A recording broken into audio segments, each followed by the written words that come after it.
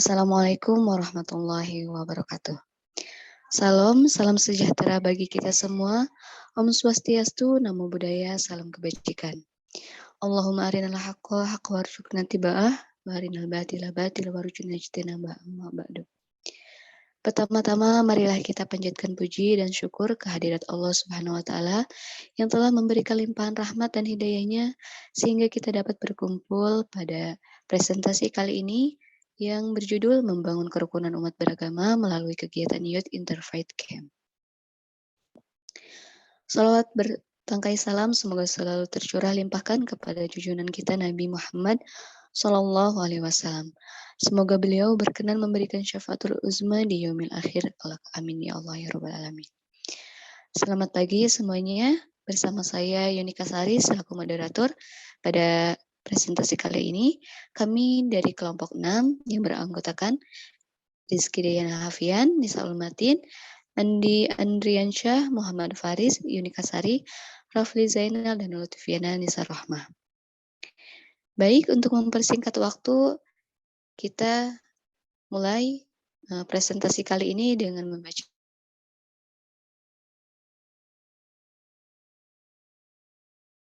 akan disampaikan oleh Saudara Muhammad Faris. Kepadanya dipersilahkan. Baik, terima kasih kepada moderator. Saya di sini akan sedikit memaparkan sedikit latar belakang. Mengingat sangat urgentnya kerukunan beragama, dibutuhkan perubahan untuk lebih bersikap saling menghormati dan menghargai dari para umat beragama, agar kerukunan beragama tersebut tercapai dan tidak hanya menjadi sebatas wacana. Palestina 2021. Oleh sebab itu, dengan adanya agama dan penganutnya, mestilah menyadari benar bahwa trilogi kerukunan beragama bermanfaat dalam upaya mewujudkan persatuan dan kesatuan bangsa. Di tengah hal ini, terdapat gerakan yang dapat dijadikan contoh seperti gerakan yang dilakukan Gereja Kristen Pasundan melalui berbagai kegiatan-kegiatan kerukunan lintas agama. Kegiatan tersebut antara lain seperti Youth Interfaith Camp, yang merupakan hasil kolaborasi antara Gereja Kristen dan Pasundan, atau bisa disebut GKP, dengan jaringan kerja antar umat beragama, atau juga bisa disebut Jakartarup, yang konsisten menyelenggarakan kegiatan tersebut. Mungkin sekian pemaparan dari saya kembalikan ke moderator. Baik, terima kasih kepada Saudara Faris. Untuk materi yang selanjutnya akan disampaikan oleh Saudari Lutfiana Nisa Rahmah. Kepadanya dipersilahkan.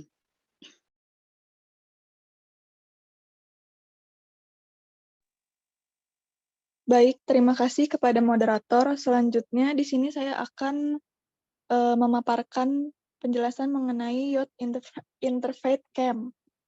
Youth Interfaith Camp atau disingkat dengan YIC merupakan acara antar lintas iman yang dilaksanakan setiap tahun sebagai wadah untuk menyebarkan nilai-nilai toleransi, inklusivisme, dan keterbukaan antara setiap pegiat agama. Selain itu, YIC juga dilaksanakan sebagai sarana kaderisasi untuk mereka yang berminat dalam ruang lingkup lintas iman agar regenerasi dan penyebaran pengetahuan serta jaringan semakin luas. Dengan demikian, konstruk dari keseluruhan acara ini adalah untuk menumbuhkan keberagaman, nilai-nilai toleransi dalam kehidupan yang plural, secara khusus terhadap partisipan YIC ini, namun lebih luas terhadap setiap manusia. Sekian pemaparan dari saya kembalikan kepada moderator. Terima kasih kepada Saudari Lutfiana. Untuk materi yang selanjutnya, yaitu tentang GKP yang akan dipaparkan oleh Saudara Rafli. Kepadanya dipersilahkan.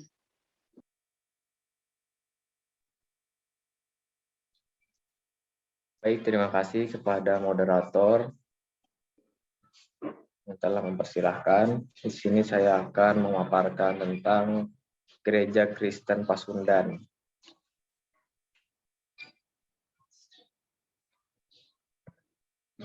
Fokus peneliti berlokasi di Gereja Kristen Pasundan Jemaat Bandung atau GKP Bandung yang berlokasi di Jalan Kebon Jati nomor 108, Kebon Jeruk, Kecamatan Andir, Kota Bandung, Jawa Barat.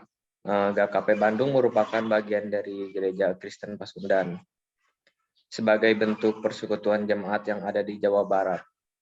GKP sendiri merupakan bagian dari Persekutuan Gereja Indonesia atau PGI. Namun di sini peneliti mengkaji secara umum tentang Gereja Kristen Pasundan. GKP mulai berkembang dibawa oleh para penginjil Netherlands, Zendingsvereniging atau NZV dari Belanda yang membawa ajaran Calvinis, khususnya di daerah Jakarta, Banten, dan Jawa Barat, di Pulau Jawa itu.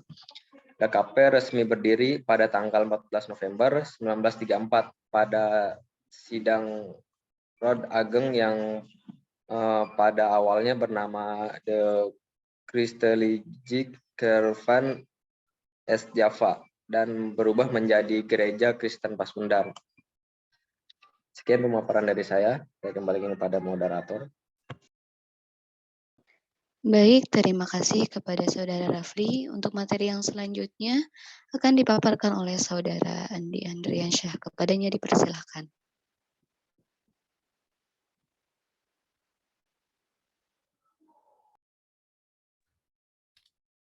Baik, terima kasih moderator. Di sini saya akan menjelaskan mengenai pelaksanaan kegiatan Youth Interfaith Camp 10 Generation.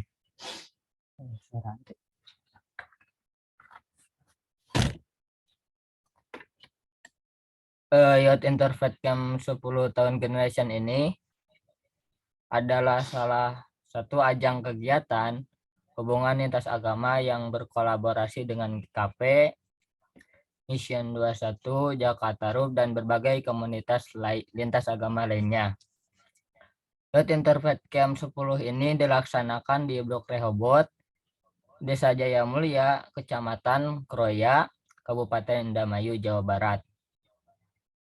Peserta yang menghadiri Youth Interfaith Camp 10 Generation ini berasal dari berbagai macam daerah, seperti Bandung, Bekasi, Cirebon, Sukabumi, Cianjur, Bogor, Garut, dan wilayah lainnya.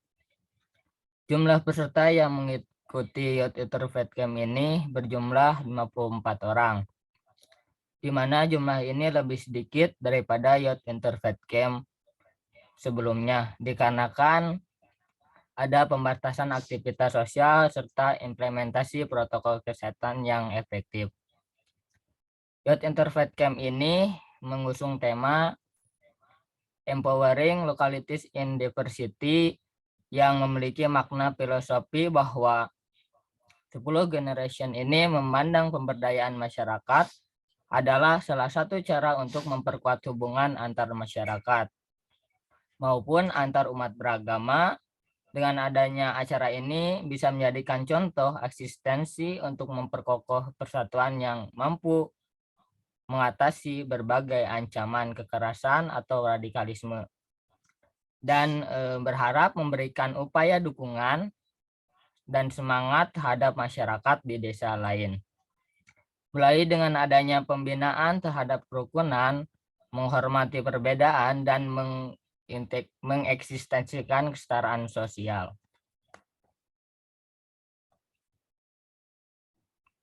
Nah, sebelum berberangkatkan ke Indramayu, peneliti mengikuti instruksi dan panitia berkumpul terlebih dahulu di Sinode GKP, yaitu Gereja Kristen Pasundan, di Jalan Raden Dewi Sartika No.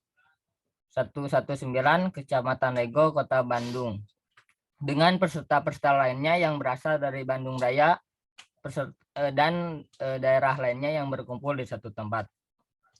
Dan panitia yang berasal dari Bandung Raya berangkat menggunakan mode transportasi bus medium pada waktu jam 6 waktu Indonesia Barat. Dan sampai di GKP Orgelis sekitar pukul 10 waktu Indonesia Barat untuk selanjutnya berpindah moda transportasi menggunakan mobil pick-up menuju GKP Tamiang. Karena akses jalan menuju GKP Tamiang tidak bisa dilalui oleh kendaraan besar. Setibanya di Indramayu, panitia memberikan informasi bagi kaum muslim melaksanakan ibadah sholat Jumat dan non-muslim untuk istirahat di aula yang disediakan beserta makan siang. Menurut Pendeta Saint Peter, dalam pemilihan lokasi pelaksanaan, tidak ada ketentuan khusus mengenai di mana YIC ini perlu dilaksanakan. Sehingga pemilihan tempat cenderung fleksibel. Salah satu tujuan besar YIC ini adalah untuk memperluas dan mengedukasi tentang narasi lintas iman dan toleransi agar lebih konkret. Selain itu, target peserta Youth Interfaith Camp ini adalah peserta yang tidak pernah mengikuti YIC, sehingga cakup narasi lintas iman dan toleransi dapat terlaksana seluas dan seefektif mungkin. Mungkin itu moderator yang bisa saya sampaikan. Saya serahkan ke moderator. Terima kasih kepada Saudara Andi. Untuk materi yang selanjutnya akan dipaparkan oleh Saudara Rizky Dayana. Kepadanya dipersilahkan. Baik, bismillahirrahmanirrahim. Terima kasih kepada moderator yang telah mempersilahkan saya untuk memaparkan tentang kegiatan-kegiatan yang ada pada acara Youth Interfaith Camp yang ke-10 ini. Nah, secara garis besar terdapat banyak kegiatan yang terjadi selama 3 hari Youth Interfaith Camp. Namun ada beberapa kegiatan-kegiatan yang menjadi hal yang notable yang mungkin dapat saya sharing pada momen kali ini. Yang pertama itu ada sharing keberagaman, di mana pada sesi sharing keberagaman ini kita disatukan dalam suatu forum, dan di forum tersebut kita sebagai peserta dengan latar belakang yang berbeda-beda, entah itu agama ataupun hal lainnya, kita di sana sharing keberagaman tentang entah itu ekspresi keagamaan ataupun pengalaman-pengalaman keagamaan yang positif maupun yang negatif. Nah, selanjutnya itu ada kerja bakti, di mana kita dibagi kelompok dan dibagikan tugas-tugas untuk kerja bakti di sekitar Desa Rehobot ini. Selanjutnya juga kita di sini ada explore wilayah, di mana kita dibagi kelompok pula, dan dibagi kelompok ini untuk kita supaya explore kepada warga-warga lokal dan menggali nilai-nilai budaya, nilai-nilai historis, ataupun nilai-nilai sosial, ataupun untuk memenuhi rasa kuriositas kita sebagai peserta, kuriositas kita pada acara kali ini gitu. Entah itu ya mungkin khususnya dalam aspek keberagaman. Selanjutnya juga pada kegiatan kali ini juga ada penampilan seni. Penampilan seni ini dari warga lokal memaparkan tari topeng, dan dari peserta-peserta juga menampilkan tampilan-tampilan seninya sesuai dengan apa yang mereka set up. Sekian mungkin pemaparan tentang kegiatan dari saya. Saya kembalikan kepada moderator. Baik, terima kasih kepada Saudara Rizky Dayana. Untuk materi yang terakhir akan dipaparkan oleh Saudari Nisa Ulmatin. Kepadanya dipersilahkan. Baik, terima kasih kepada moderator. Di sini saya akan sedikit memaparkan mengenai nilai yang terkandung. Kegiatan Youth Interfaith Camp 10 Generation memiliki berbagai macam nilai-nilai positif yang bisa dipetik. Pertama, kebersamaan. Dalam dua kegiatan tersebut, partisipan akan dihadapkan dengan kebersamaan dalam perbedaan. Konsep ini sangat berbeda dari kebersamaan pada umumnya, karena pada kebersamaan kali ini, variabel perbedaan menjadi sebuah signifikasi penyatu yang distinct dan unik. Kedua, menghilangkan prasangka. Para partisipan kedua acara tersebut datang dengan berbagai macam bentuk prasangka. Prasangka tersebut ketika mengikuti seluruh alur secara acara lintas iman tersebut, lambat laun atau bahkan akan hilang sepenuhnya dikarenakan prasangka yang sebelumnya itu merupakan prasangka yang abstrak dan akan berubah menjadi pengetahuan yang konkret. Ketiga, pengetahuan keberagamaan. Para partisipan juga memetik pengetahuan-pengetahuan dalam aspek keberagamaan, lintas iman, serta toleransi secara mandiri melalui agenda-agenda dalam acara yang diadakan. Pengetahuan ini berbeda dengan pengetahuan yang didapat secara pustaka karena partisipan akan dilibatkan secara langsung dalam kegiatan-kegiatan keberagamaan. Sekian yang dapat saya sampaikan, saya kembalikan kepada moderator. Terima kasih kepada Saudari Nisa Ulmatin. Adapun materi kali ini dicukupkan sekian. Marilah kita tutup presentasi kali ini dengan membaca hamdalah. Alhamdulillahirabbil alamin. Mohon maaf atas segala kekurangan. Saya Yunika Sari dan rekan-rekan dari kelompok 6 pamit undur diri. Wallahu muwaffiq ila aqwamit thoriq. Wassalamualaikum warahmatullahi wabarakatuh. Waalaikumsalam warahmatullahi wabarakatuh.